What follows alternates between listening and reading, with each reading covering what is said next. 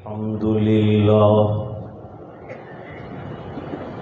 الحمد لله وكفى وسلام على عباده الذين اصطفى خصوصا على أفضلهم وخاتم النبيين محمد الأمين وعلى آله وصحبه أجمعين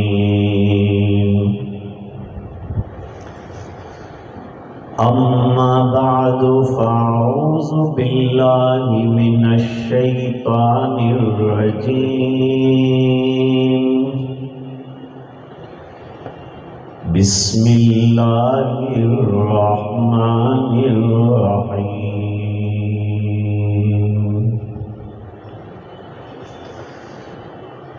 وما أرسلنا من رسول إلا ليطاع بإذن الله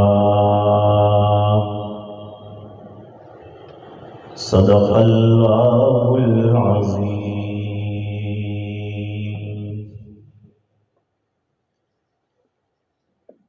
وقال النبي صلى الله عليه وسلم لا يؤمن أحدكم حتى يكون هواه تبعا لما جئت به أو كما قال عليه الصلاة والسلام. وصدق رسوله النبي الأمي الكريم. اللهم صل على سيدنا محمد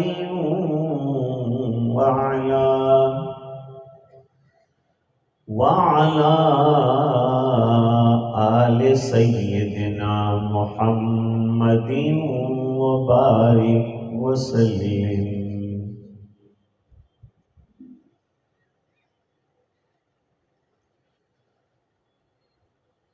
آج کے پروقار اجلاس کے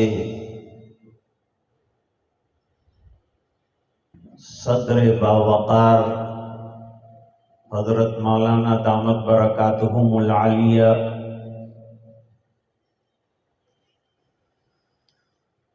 دیگر شہنشین پر اور سامنے کرسیوں پر تشریف فرما حضرات علماء کرام، عورتیں بھی ہیں نہیں، برادران اسلام، معززہ موقرہ دینی ماں بہنیں،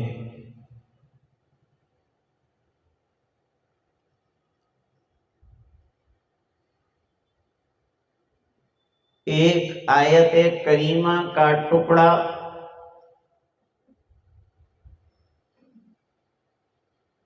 اور ایک حدیث مبارک آپ کی خدمت میں پیش کی.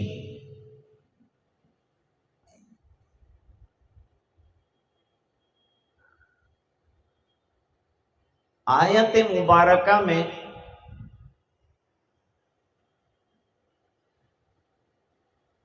حق تعالی شانہ نے انبیاء کرام کی بعثت کا مقصد بیان کیا ہے.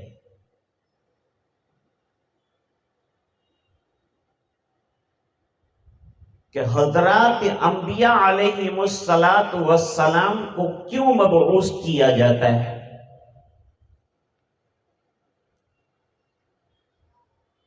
ان کے دنیا میں تشریف آوری کا نقطہ نظر کیا ہوتا ہے، کیا مقصد ہوتا ہے، کیا مطمح نظر ہوتا ہے؟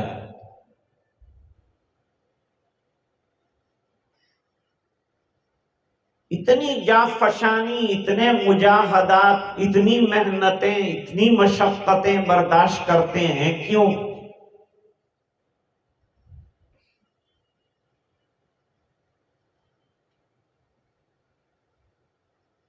ابو البشر ثانی حضرت نوح علیہ الصلوۃ والتسلیم سے لے کر جناب رسول اللہ صلی اللہ علیہ وسلم تک کا سلسلہ دیکھ لیجیے۔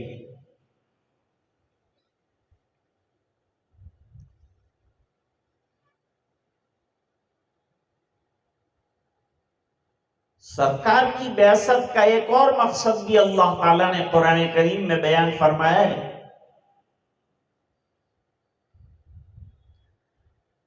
وَالَّذِي أَرْسَلَ رَسُولَهُ بِالْهُدَى وَالدِّينِ الْحَقِّ لِيُظْهِرَهُ عَلَى الدِّينِ كُلِّهِ۔ اللہ نے نبی کریم صلی اللہ علیہ وسلم کے دین کو برتری عطا کرنے کے لیے سرکار کو مبعوث فرمایا تھا۔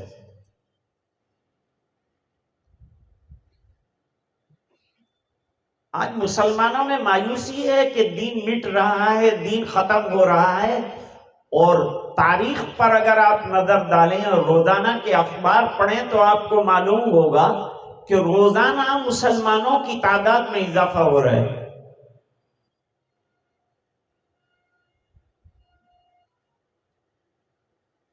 امریکہ میں اس وقت سب سے زیادہ قرآن کریم کا مطالعہ کیا جا رہا ہے، اور قرآن کریم کی سب سے زیادہ تلاوت جو ہے وہ امریکہ میں ہو رہی ہے۔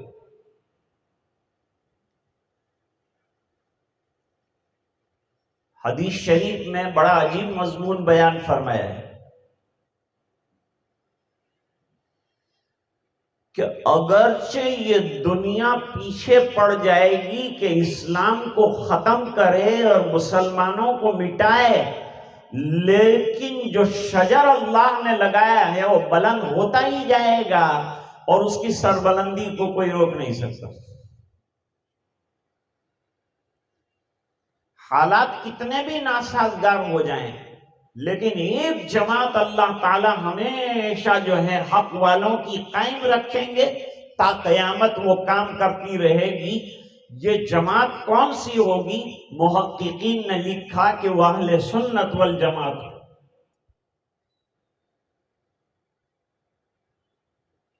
یہ جماعت دنیا میں بکھری ہوئی ہوگی، پھیلی ہوئی ہوگی، اور مختلف حلقوں میں اور مختلف ملکوں میں یہ کام کرے گی، اور اللہ کے دین کو سر بلند کرنے اور اعلاء کلمت الحق کی محنت کرتی رہے گی۔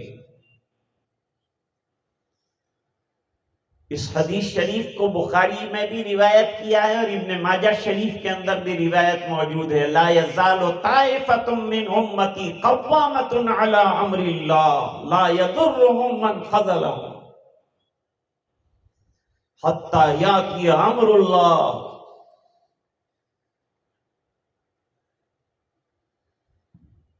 تو اب یہ کہنا چھوڑ دیجئے کہ دین ذلیل ہو رہا ہے، ہم ذلیل ہو رہے ہیں۔ دین ذلیل ہونے کے لیے نہیں آیا، مسلمان ذلیل ہونے کے لیے نہیں آیا، سر بلندی ہمارے ہاتھ میں ہے۔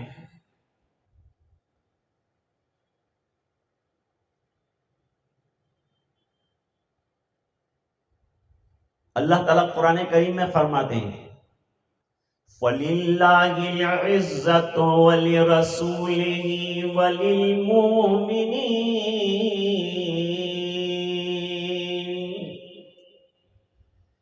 عزت اللہ کے لیے گئے، اس کے رسول کے لیے گئے، اور رسول کے نام لیواؤں اور مت والوں کے لیے۔ اگر ہماری زندگیاں دین پر آ جائے، آج سب سے زیادہ ضرورت اگر ہے تو ہم کو دین کی ضرورت ہے، اور لوگ کہتے ہیں قرآن کریم پرانی کتاب ہے، اور میں کہتا ہوں یہ ایک ہی پرانی کتاب ایسی ہے کہ جتنا زمانہ آگے بڑھ رہا ہے یہ جوان ہو رہی ہے، اور دنیا کو اس کی ضرورت محسوس ہو رہی ہے۔ آج دنیا کو ایٹم بم اور ہائیڈروجن بم کی ضرورت نہیں ہے۔ میرے والد صاحب رحمت اللہ علیہ فرماتے تھے کہ آج دنیا کو قرآن کریم کی ضرورت ہے۔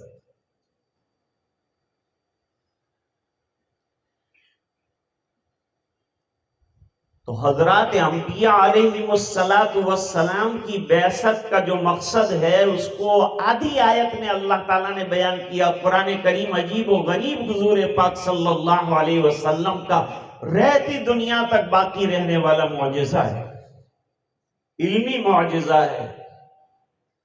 سرکار معلم بن کر تشریف لائے ہیں اور آپ کا معجزہ جو دیا گیا ہے وہ بھی علمی ہے۔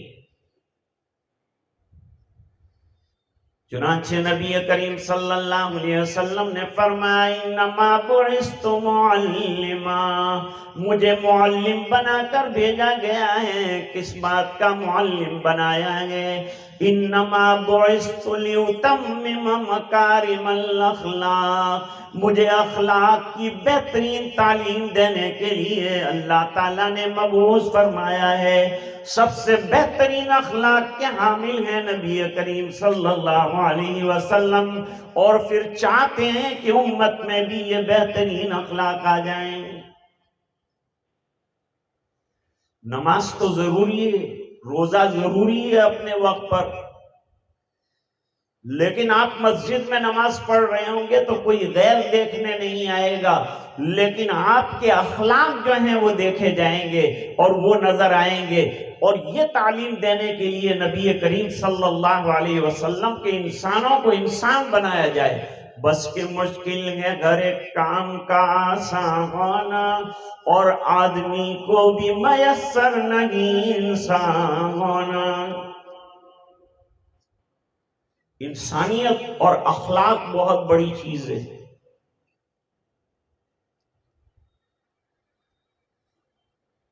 تو اللہ تعالیٰ نے عجیب آدھی آیت قرآن، عجیب معجزہ اور عجیب معجز کلام ہے، فرماتے ہیں وَمَا أَرْسَلْنَا مِن رَّسُولٍ إِلَّا لِيُطَاعَ بِإِذْنِ اللَّهِ، ہم رسولوں کو اس لیے بھیجتے ہیں کہ اللہ کی اجازت سے ان کو فالو کیا جائے، ان کی ڈگر پر چلا جائے۔ نقش قدم نبی کے ہیں جنت کے راستے، اللہ سے ملاتے ہیں سنت کے راستے۔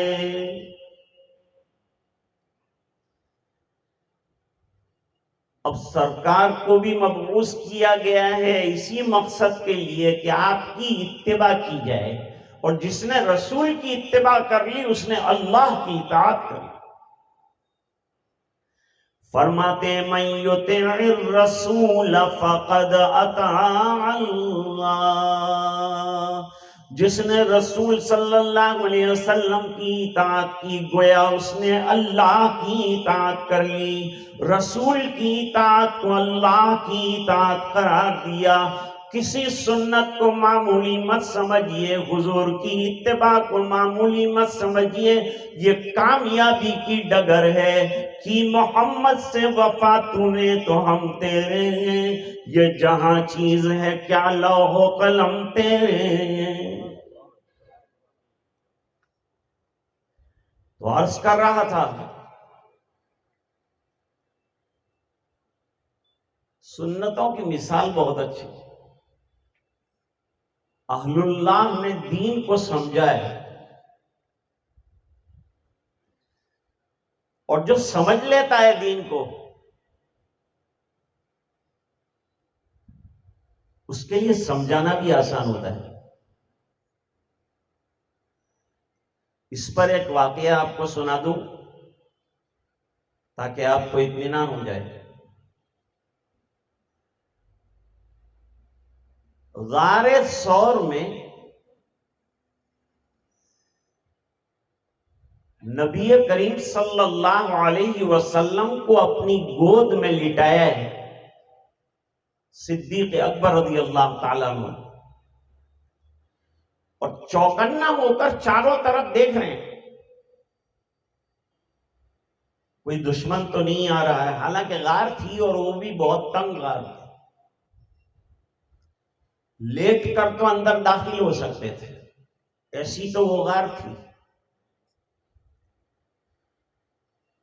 غار میں جتنے سوراخ تھے ان تمام سوراخوں کو بند کیا ہے صدیق اکبر رضی اللہ تعالیٰ عنہ نے، اور پھر سرکار کو آرام پہنچانے کے لیے خود بیٹھ گئے۔ ایک بات اور بھی عشق کی عرض کرتا جاؤں، جس کی طرف حضرت امام بخاری رحمت اللہ علیہ نے اشارہ فرمایا۔ حضرت صدیق اکبر رضی اللہ تعالیٰ کو باہر نکلے غار کے، آپ صلی اللہ علیہ وسلم بھوکے بھی ہیں پیاسے بھی ہیں، اور صدیق اکبر کا بھی یہی حال ہے، تلاش ہے کہ کوئی غذا مل جائے۔ تو ایک چرواہا جا رہا تھا، اس سے ایک بکری دودھ دوہنے کے لیے لے لی، دودھ دو لیا پیالے میں، اور اس پیالے کے اندر پانی ڈالا جس میں دودھ تھا، کیونکہ دودھ جب تھنوں سے نکلتا ہے تو گرم ہوتا ہے، معدے کے لیے مضر ہو سکتا ہے۔ اس بنا پر صدیق اکبر رضی اللہ تعالیٰ عنہ نے اس کی گرمی کو ختم کرنے کے لیے تھوڑا سا پانی ملا دیا، اور پھر نبی کریم صلی اللہ علیہ وسلم کے پاس لے کر حاضر ہوئے۔ آپ نے بیٹھ کر وہ دودھ پیا، نوش فرمایا۔ جملہ نقل کیا ہے امام بخاری رحمت اللہ علیہ نے، شرب رسول اللہ صلی اللہ علیہ وسلم، حضور صلی اللہ علیہ وسلم نے دودھ پیا، اور میں دیکھ رہا تھا۔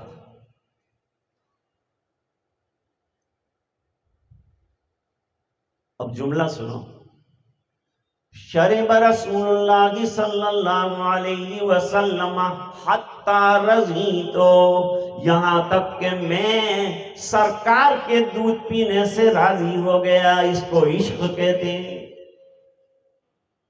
اس کو محبت کہتے ہیں کہ پیے میرے آقا اور خوش ہو جائیں ابو بکر رضی اللہ تعالیٰ عنہ۔ یہ محبت ہے، یہ عشق ہے۔ پروانے کو شمع اور بلبل کو پھول بس، اور صدیق کے لیے خدا کا رسول بس۔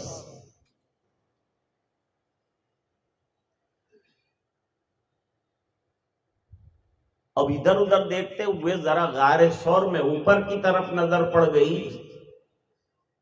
صدیق اکبر رضی اللہ تعالیٰ عنہ گھبرانے لگے۔ آپ صلی اللہ علیہ وسلم کی آنکھ کھلی، پوچھا گھبرانے کی وجہ کیا ہے، پریشانی کی وجہ کیا ہے؟ سرکار وہ اوپر آ چکے ہیں، یہ گھبرانے کی بات ہے، اور مجھے اپنی فکر نہیں آقا، آپ کی فکر ہے، اس بنا پر کہ آپ کے کندھوں پر پورے عالم میں دین پھیلانے کی ذمہ داری ہے، اور یہ ظالم آ گئے ہیں۔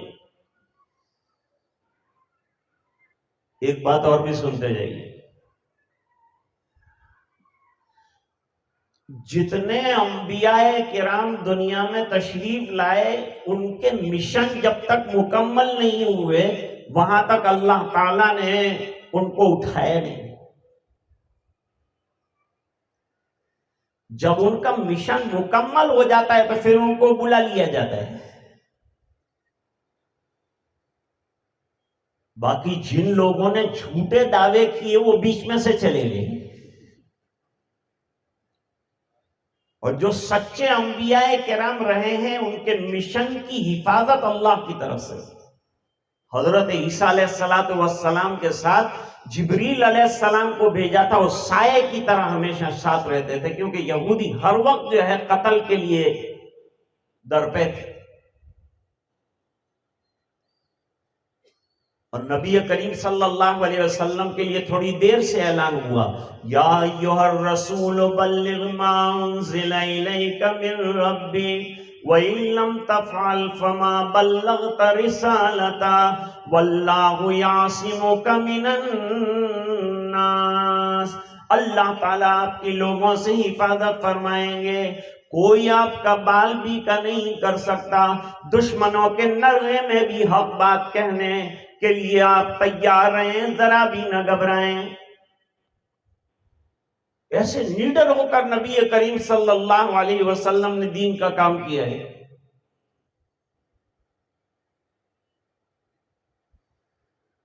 روایتوں میں ہے کہ ایک پہلوان تھا،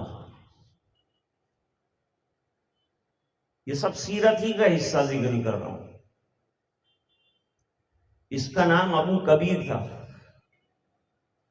بڑے ڈیل ڈول کا آدمی تھا، لوگ بہت ڈرتے تھے اس سے، کہاں کس کو کب مار دے ٹھکانا،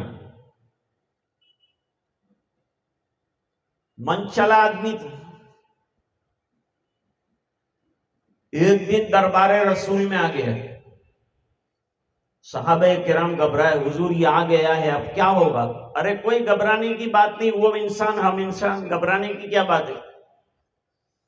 وہ بات کرے گا تو ہم بات کریں گے، وہ لاد دے گا تو ہم جواب دیں گے۔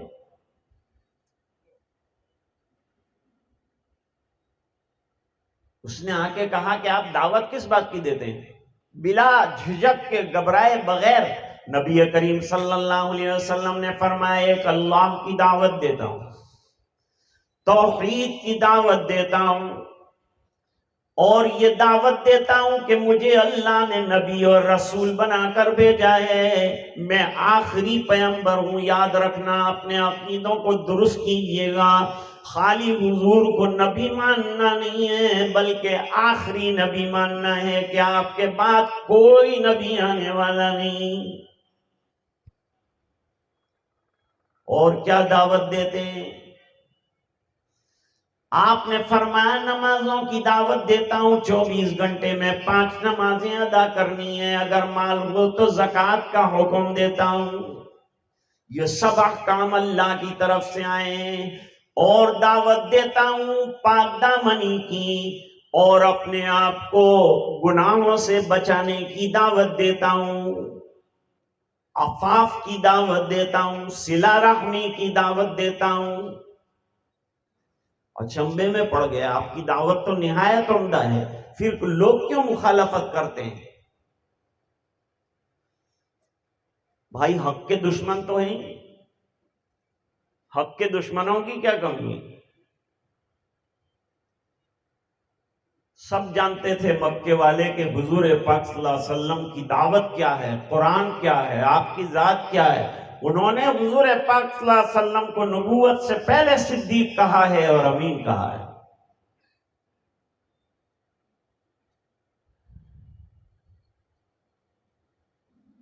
کہا ٹھیک ہے، میں آپ کا دین قبول کرنے کے لیے تیار ہوں، دین کا کام کرنا کیسے ہوتا ہے یہ سیکھنا ہے، انبیاء کرام کیسے دین کا کام کرتے ہیں، علماء اس طرح سے کام کریں، حکمت کے ساتھ کام کرنا۔ ادعو الى سبیل ربک بالحکمت والموعظۃ الحسنۃ وجادلہم باللتی ہی احسن۔ اس نے کہا کہ میں دین قبول کر لوں لیکن 2 شرطوں کے ساتھ۔ ایک شرط تو یہ ہے کہ میں بدستور بدکاریاں کرتا رہوں گا۔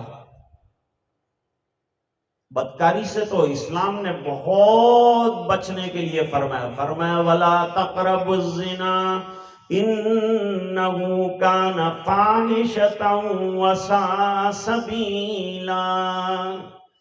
زنا کے قریب بھی مت جانا، دوائی زنا سے بھی اپنے آپ کو بچانا، ورنہ یہ بڑا گناہ تمہیں مجرم بنا دے گا، گناہگار بنا دے گا، تمہارے اعمال کو ضائع کر دے گا۔ اس نے کہا میں تو آوارہ گردی میں ہوں بھائی، یہ جاری رہے گا، میں دین بھی قبول کر لوں تو یہ جاری رہے گا۔ ہم ہوتے تو غصے میں آ جاتے کہ بھائی جا، اسلام کو ایسے لوگوں کی کوئی ضرورت نہیں۔ لیکن نبی کریم صلی اللہ علیہ وسلم نے سوال فرمایا کہ دوسری تمہاری شرط بتاؤ. اس نے کہا یہ دمادم جو 5 نمازیں آتی ہیں میں نہیں پڑھوں گا. آج بھی بعض لوگوں کو نماز مشکل لگتی ہے. نماز یہ عبادات میں اعظم ترین عبادت ہے. جتنی عبادات ہیں ان تمام کا خلاصہ نماز ہے. اور یہ جو آج بے حیائیاں اور عریانیت نظر آتی ہے دنیا میں، اگر اللہ کی قسم لوگ نماز پڑھنے والے بن جائیں، ماں بہنیں نماز پڑھنے والی بن جائیں، ان کی عریانیت ختم ہو جائے. اللہ قرآن میں فرماتے ہیں ان الصلاۃ تنہی عن الفحشاء والمنکر، نماز گناہوں کے کام سے روکنے والی ہے، بے حیائیوں سے روکنے والی ہے، عریانیت سے روکنے والی. سدھر جائے گا جوان، مسجد میں آنے والا بن جائے. کھیل کود منع نہیں ہے، گراؤنڈ میں جاؤ، اپنی باڈی بھی بناؤ، لیکن ذرا اپنا ایمان بھی بناؤ، عشق رسول بھی اپنے اندر پیدا کرو، نبی کریم صلی اللہ علیہ وسلم کی سنتوں کو زندہ کرو. یہ جو بالوں کی کٹ ہوتی ہے نا، یہ کٹ کو ختم کرو. حدیث میں منع فرمایا تھوڑے سے بال یہاں سے لینا، اوپر سے لینا، سائڈ سے تھوڑے کاٹنا منع فرمایا نبی کریم صلی اللہ علیہ وسلم نے. بال کاٹو تو سب طرف سے برابر کاٹو. حضور پاک صلی اللہ علیہ وسلم نے 3 طریقے بال کاٹنے کے بیان فرمائے ہیں اور حدیثوں کے اندر اس کا تذکرہ ہے. آپ کے پاس علماء ہے، امراوتی علماء کا شہر ہے اور چاروں طرف علماء ہے. کبھی رجوع کیجئے علماء سے پوچھئے.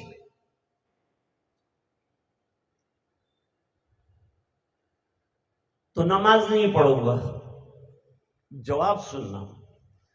حضور پاک صلی اللہ علیہ وسلم نے فرمایا کہ ابو کبیر تمہاری بہنیں ہیں؟ کہا جی ہاں ہے. والدہ بھی زندہ ہے؟ کہا والدہ بھی حیات. بیٹیاں ہیں؟ کہا بیٹیاں بھی جوان ہیں. پھر بھی یہ بدکاری. اگر تمہاری بہو بیٹی پر کوئی غلط نظر ڈالے تو کیا کرو گے؟ کہا نہیں برداشت نہیں کر سکوں گا، میں تو پہلوان آدمی ہوں، ٹکڑے کر کے رکھ دوں گا. میں کاہے کا برداشت کرتا تھا اس کو. تو کہا جب آپ کسی کی بہو بیٹی خاتون پر نظر ڈالتے ہیں تو اس کے دل پر کیا گزرتی ہوگی، اس کو بھی کبھی سوچا ہے؟ یا اس کو پتا چلے گا تو کیا ہوگا، یہ سوچا ہے؟ آپ قوم کے سردار ہیں، میرے اشارے کو سمجھیں.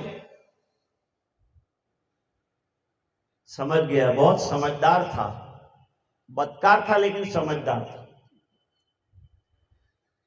ابو کبیر نے کہا اپنا ہاتھ بڑھائیے، میں سچی توبہ کرنے کے لیے تیار ہوں. یوں کام کیا ہے نبی کریم صلی اللہ علیہ وسلم نے. خالی غصوں سے کام نہیں چلتا، حکمت سے چلتا ہے.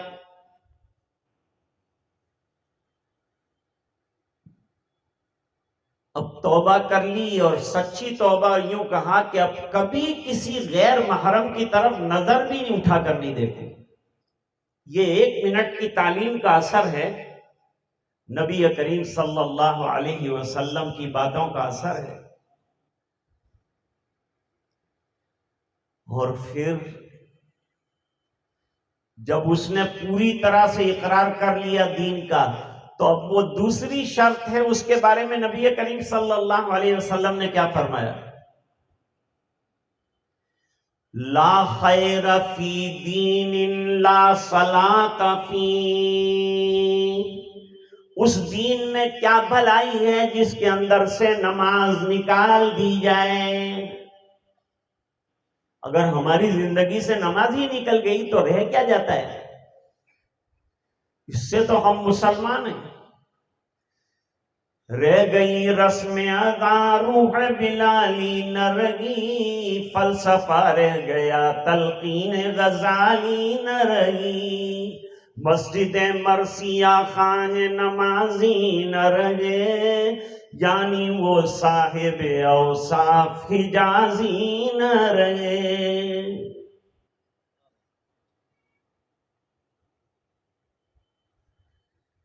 صدیق اکبر رضی اللہ تعالیٰ عنہ نبی کے لیے بے چین ہو رہے ہیں، اس نقطے کو یاد رکھیں۔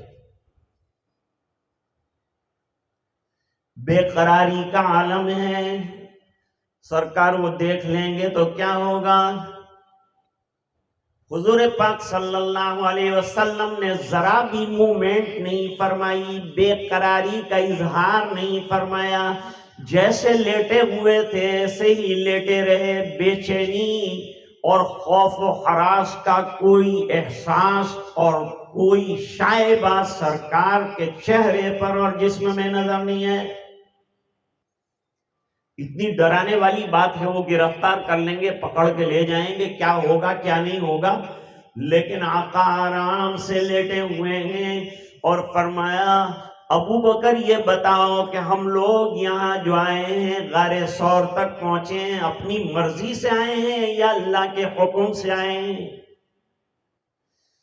ابو بکر نے کہا نہیں، ہم تو پہلے بھی آنا چاہتے تھے لیکن اللہ کا حکم جب تک نہیں آیا ہجرت نہیں کی، اب ہجرت کی اجازت ملی تو ہم لوگ چلے ہیں، اللہ کا حکم پورا کر رہے ہیں اس لیے چلے ہیں۔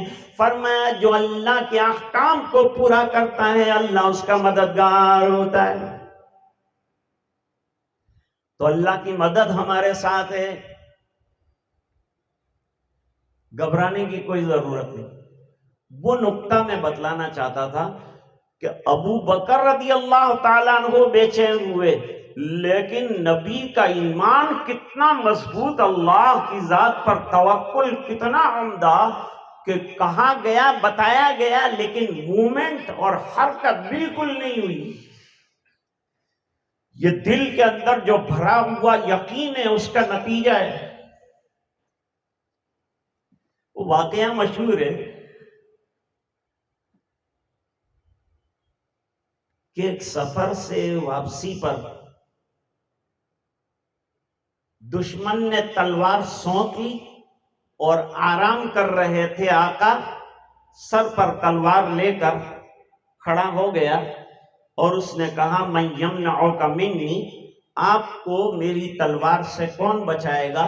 حضور جاگ گئے اور جاگنے کے بعد لیٹنے کی پوزیشن میں تھے، حضور ہڑبڑا کر اٹھے بھی نہیں اور حرکت بھی نہیں کی، اور کوئی بے قراری کا کہ سر پر ننگی تلوار لے کر کھڑا ہے اور چلا دے گا اور میں ختم ہو جاؤں گا، موت کا کوئی ڈر نہیں، معلوم ہے کہ اللہ کی حفاظت کا نظام چل رہا ہے، گھبرانے کی کوئی بات نہیں، اللہ پہ یقین ہو تو ایسا ہو۔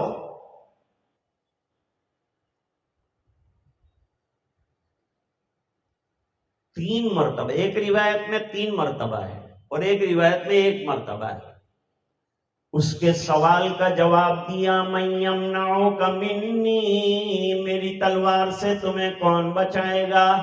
جواب میں بڑے اطمینان اور آرام کے ساتھ سرکار نے فرمایا اللہ، آج یہی اللہ ہمارے ساتھ ہو جائے نا اور ہم اللہ والے بن جائیں تو اللہ ہمارے بیڑے پار فرمائے گا، اور گھبرانے کی اور مایوس ہونے کی کوئی ضرورت نہیں۔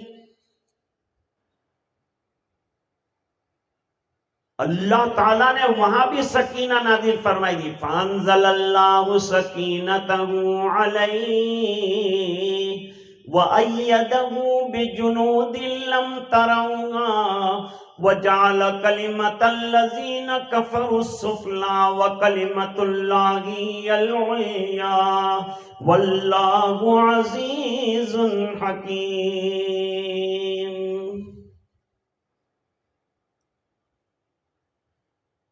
تو عرض کر رہا تھا کہ جو سمجھتا ہے اس کو سمجھانا آسان ہے، مدرسے میں جس کو کتاب سمجھ میں آ گئی وہ سمجھنے کا ایک درجہ یہ ہے کہ کتاب دوسرے طالب علم کو سمجھا دے، اور اعلیٰ درجہ یہ ہے کہ ایسی کتاب لکھ دے،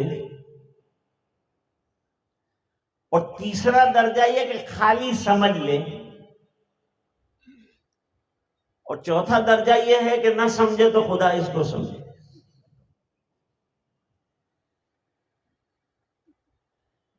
بہرحال سمجھا ہوا مثال بھی اچھی بیان کر کے سمجھا سکتا ہے. تو سنتوں کی مثال جو ہے اللہ والوں نے دی ہے نوح علیہ السلام کی کشتی کے ساتھ، کہ جیسے کشتی میں ایمان والے بیٹھے اور اللہ نے ان کو پار لگا دیا، اسی طرح کوئی سنتوں کی کشتی میں بیٹھ جائے گا، اللہ اس کی نیا بھی پار لگا دے گا، اللہ اسے بھی کامیاب فرما دیں گے. اور یہ نوح علیہ السلام کا واقعہ نکلا ہے. تو ایک بات تفسیری نقطۂ نظر سے علماء تشریف رکھتے ہیں، اس لیے عرض کرتا جاؤں. حضرت نوح علیہ السلام نے کشتی بنائی اللہ کے حکم سے. بعد میں طوفان آیا، کشتی چلنے لگی، حکم دیا ایک دعا پڑھو. ہمیں دعا بھی بتائی، کشتی میں بیٹھنے کی دعا کیا ہے قرآن کریم میں ہے. وَقَالَ ارْكَبُوا فِيهَا بِسْمِ اللَّهِ مَجْرَاهَا وَمُرْسَاهَا إِنَّ رَبِّي لَغَفُورٌ رَحِيمٌ. اس کشتی کا چلنا اور رکنا سب اللہ کے حکم سے. سواری پر بیٹھو تو دعا پڑھو، سبحان الذی سخر لنا ھذا. ھذا کو بلینک رکھو، سبحان الذی سخر لنا الموٹر نہیں کہا، اور کار بھی نہیں کہا کہ وہ بھی بیکار ہے.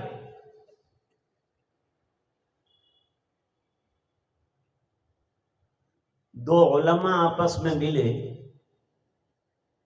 اجتماع تھا. جب ختم ہوا اجتماع، دونوں کی ملاقات ہوئی. علماء کی لطیفے بھی علمی ہوتے ہیں.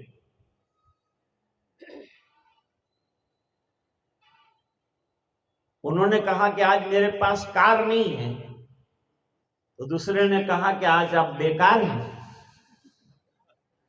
تو انہوں نے کہا کہ بیکار تو ہوں لیکن بے بس نہیں ہوں.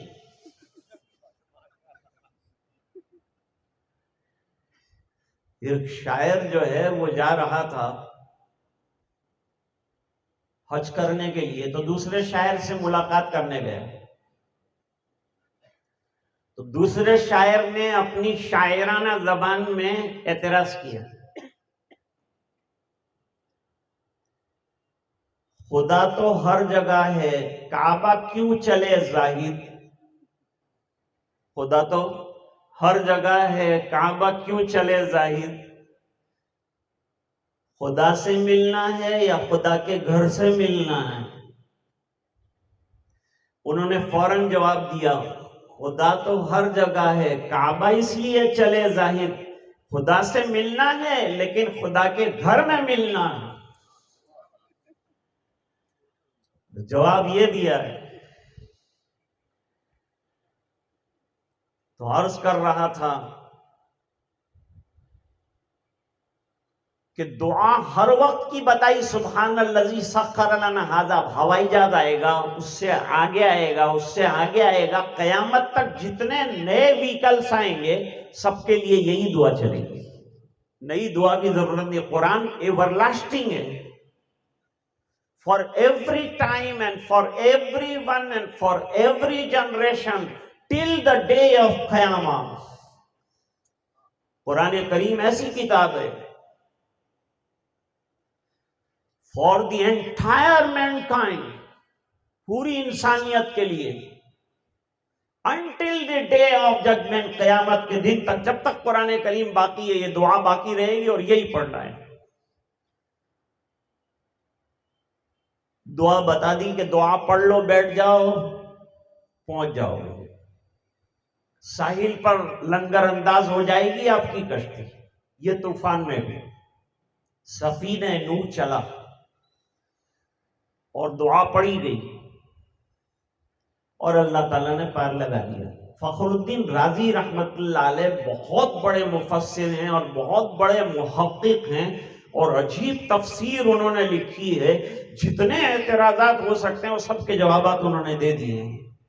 انہوں نے ایسی بات لکھی ہے اس موقع پر کہ مفسرین قلم توڑنے پر مجبور ہو گئے. انہوں نے عجیب بات لکھی، فرمایا آدھی بسم اللہ پڑھی حضرت نوح علیہ السلام نے، بسم اللہ بس اتنا مجرہا و مرساہا، اور اللہ تعالیٰ نے بیڑا پار لگا دیا، اور اس امت کو اللہ تعالیٰ نے پوری بسم اللہ الرحمن الرحیم دی ہے، اگر یہ اس کو پڑھ کر عمل کرنا شروع کر دے تو اس کی نیا کیوں پار نہ لگ جائیں۔ تو عرض کر رہا تھا کہ سنتوں کی مثال کشتی نوح کی ساتھ دی گئی۔ سنتیں معمولی نہیں، دیکھیں ایک مثال دیتا ہوں، چاول کا ایک دانہ، چاول کا ایک دانہ دسترخوان پر گر گیا، آپ نے سنت سمجھ کر کہ میرے آقا نے گرے ہوئے دانے کو کھانے کے لیے کہا ہے اس لیے اٹھایا اور کھا لیا۔ ایک دانے کا کوئی ویلیو ہے؟ کوئی ویلیو نہیں ہے، دنیا میں کوئی ویلیو نہیں۔ ایک دانہ کسی کا چوری ہو جائے تو اس کا اعلان نہیں کیا جائے گا، نہیں تو سزا ملے گی۔ ایک دانے کی کوئی حیثیت نہیں ہے، گم ہو جائے تو کوئی ڈھونڈتا نہیں ہے، لیکن یہی دانہ اس کے ساتھ نسبت رسول اللہ صلی اللہ علیہ وسلم لگ جائے اور اس کو کھا لے تو یہ دانہ اتنا قیمتی بن جاتا ہے کہ کھانے والے کو جنت میں پہنچا دے، اسے کمال تک پہنچا دیتا ہے۔ عشق اپنے اندر پیدا کیجئے، سنتوں سے عشق رسول پیدا ہوگا، اور عشق رسول سے سنتیں زندگیوں کے اندر آئی۔ اسی کے لیے اللہ تعالیٰ نے انبیاء کرام کو مبعوث کیا ہے کہ یہ راستہ اور یہ ڈگر کامیابی کی ڈگر ہے، اس پر چلتے چلے جاؤ۔ حضرت مولانا رشید احمد گنگوہی رحمت اللہ علیہ بڑے بزرگوں میں سے ہیں اور بڑے علماء جلیل القدر، 10 سال تک دورہ تنے تنہا پڑھایا علماء کو، کتب ستہ تنے تنہا پڑھاتے تھے، بڑا کام ہے۔ ایک دن سبق پڑھا رہے تھے، ایک اجنبی آیا، وہ اجنبی نے آ کر جو ہے 3-4 کھجوریں حضرت کی خدمت میں پیش کی اور کہا کہ سرکار کے دیار مدینے سے لایا ہوں۔ حضرت نے سبق بند کر دیا، حدیث کا سبق ہو رہا تھا، بھائی سبق رک جائے گا، سبق بند کرو، کتابیں بند کر دو، اور اپنے خادم سے کہا یہ بہت بڑا تحفہ اور بہت بڑا ہدیہ آیا ہے، لہذا اس کی قدر کی جائے، اور ہمارے مخصوص جو ملنے والے ہیں ان کی فہرست تیار کی جائے۔ 30 آدمیوں کی فہرست تیار کی گئی، کہا یہ 3 کھجور جو ہے ان کے اندر تقسیم کرنا ہے۔ ارے 3 کھجور 30 آدمیوں میں، اونٹ کے منہ میں زیرہ ملے گا کیا کسی کو؟ وہ بیچارے طالب علم کی زبان سے یہ جملہ نکل گیا کہ اس میں کیا کسی کو ملنا ہے؟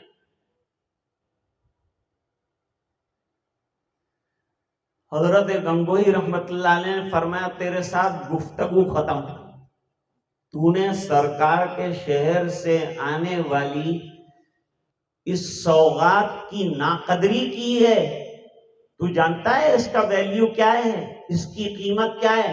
ایک طرف ہیروں کا ڈھیر رکھ دیا جائے اور دوسری طرف مدینے کی کھجور کی گٹلی رکھ دی جائے تو میں گٹلی لے لوں گا، ہیروں کو لات مار دوں گا۔ یہ عشق ہونا چاہیے، یہ محبت ہونی چاہیے، تو پھر کیا عالم رہتا ہے زندگی میں عمل کا۔ 22 سال تک حضرت گنگوہی رحمت اللہ علیہ کی تکبیر تحریمہ نہیں دی،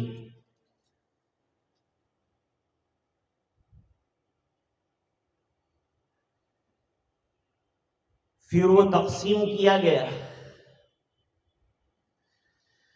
مل جائیں صابر مجھ کو کانٹے جو مدینے کے،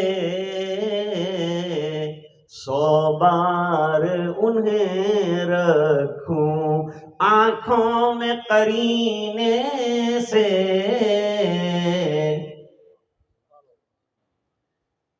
یہ محبت ہے، یہ عشق ہے، یہ سنتوں کا اہتمام ہے.